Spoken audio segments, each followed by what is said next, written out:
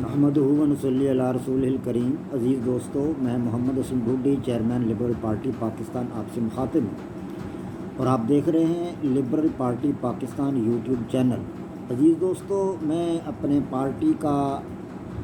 منشور واضح کرنے کے لیے وقتاً فوقتاً آپ کے سامنے اپنے خیالات کا اظہار کرتا رہتا ہوں۔ آج بھی میں آپ کے سامنے جن خیالات کا اظہار کروں گا ان کا عنوان ہے راشد منہاس شہید کا یوم شہادت۔ عزیز دوستو، راشد منہاس شہید پاکستان ایئر فورس کا ایک پائلٹ آفیسر تھا۔ یہ نوجوان کراچی میں پیدا ہوا 1951 میں، اور اس نے saint Mary public higher secondary school Karachi سے اپنی تعلیم مکمل کی، اور اپنی تعلیم مکمل کرنے کے بعد وہ پاکستان ایئر فورس میں بھرتی ہو گیا۔ اس کے والدین کے بتانے کے مطابق راشد منہاس بچپن اور لڑکپن ہی سے بہت زیادہ ذہین و فطین تھا، قابل اور لائق بچہ تھا۔ اسے لڑکپن ہی سے پاکستان ایئر فورس میں جانے کا شوق تھا۔ بالآخر اس نے اپنی تعلیم مکمل کرنے کے بعد اپنی اس خواہش کو پورا کیا، اور وہ پاکستان ایئر فورس میں 1971 ہی میں بھرتی ہوا، اور 1971 ہی میں وہ شہید ہو گیا، اور پاکستان کا سب سے بڑا فوجی اعزاز نشان حیدر اس نے حاصل کیا۔ یہ تقریباً فروری کے مہینہ میں، فروری 1971 میں راشد منہاس پاکستان ایئر فورس میں بھرتی ہوا، اور اگست 20 کو وہ اپنی ایک پرواز پر تھا کہ اس پرواز کے دوران اس کا ایک استاد موتی الرحمان نامی بنگالی اس کے ساتھ تھا۔ اس وقت جنگ جاری تھی 1971 کی، تو بنگلہ دیش کے کچھ لوگ جو تھے وہ پاکستان کے خلاف تھے، کیونکہ ان کے ذہن بھر دیے تھے ہندوستان نے پاکستان کے خلاف۔ تو وہ موتی الرحمان بنگالی جو راشد منہاس کا انسٹرکٹر تھا، اس کی خواہش تھی، اس کی کوشش تھی کہ راشد منہاس سے جہاز کا کنٹرول حاصل کر لیا جائے، چھین لیا جائے، اور اس جہاز کو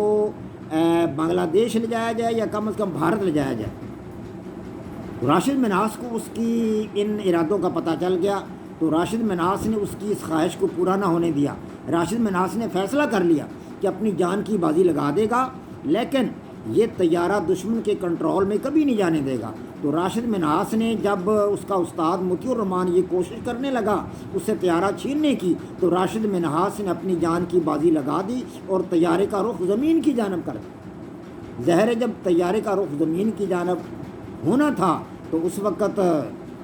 زمین سے ٹکرانے کے بعد طیارہ فنا ہو جانا تھا اور دونوں نے ہلاک ہو جانا تھا، اور وہی کچھ ہوا کہ راشد منہاس نے اپنی جان آفرین کے سپرد کر دی، اور شہادت کا بلند ترین مقام حاصل کر کے پاکستان کے ایک بہت بڑی بے عزتی سے بچا لی۔ تو راشد منہاس کے ساتھ ساتھ وہ ملعون موتی الرحمان بھی جہنم واصل ہو گیا، اور اللہ تبارک و تعالیٰ کے فضل و کرم سے راشد منہاس کی اس عظیم قربانی کی وجہ سے پاکستان کا نام سر بلند ہوا کہ پاکستان میں ایسے نوجوان ہیں جو اپنی جان کی بازی لگا دینے میں دریغ نہیں کرتے۔ پاکستان کے ایسے ہی نوجوانوں کی تاریخ کو اگر پڑھا جائے اور پاکستان کے ساتھ ساتھ اسلامی تاریخ کا مطالعہ کیا جائے تو ہمیں پتہ چلتا ہے کہ اسلامی تاریخ میں بڑے بڑے دبنگ شہداء گزرے ہیں، جنہوں نے اسلام کے فروغ کے لیے، اسلام کی ترقی کے لیے اپنی جان آفرین کی سپرد کر دی تھی، جیسا کہ حضرت خالد بن ولید رضی اللہ تعالیٰ عنہ، جو ہمیشہ خواہش کرتے رہے کہ یا اللہ پاک مجھے میدان جنگ میں شہید کرنا، لیکن بالآخر وہ بستر مرگ پر علالت کی حالت میں ان کا انتقال ہوا۔ تو اسی طرح خالد بن ولید کے ساتھ ساتھ طارق بن زیاد، حضرت سعد بن ابی وقاص رضی اللہ تعالیٰ عنہ، طارق بن زیاد، سلطان ٹیپو، موسیٰ بن نصیر، بڑے بڑے مجاہد گزرے ہیں، صلاح الدین ایوبی، خیر الدین باربروسا۔ تو اسلام کی تاریخ میں ایسے مجاہدین سے بھری پڑی ہے، انہی میں سے یہ مجاہد تھا۔ ایسے ہی لوگوں کا جو تھا، ایسے لوگوں سے شہادت کا درس حاصل کر کے، شہادت کا سبق حاصل کر کے، اور ان کی پیروی کرتے ہوئے، ان کے نقش قدم پر چلتے ہوئے راشد منہاس نے اپنی جان آفرین کے سپرد کر دی، اور پاکستان کا سب سے بڑا فوجی اعزاز نشان حیدر حاصل کیا۔ راشد منہاس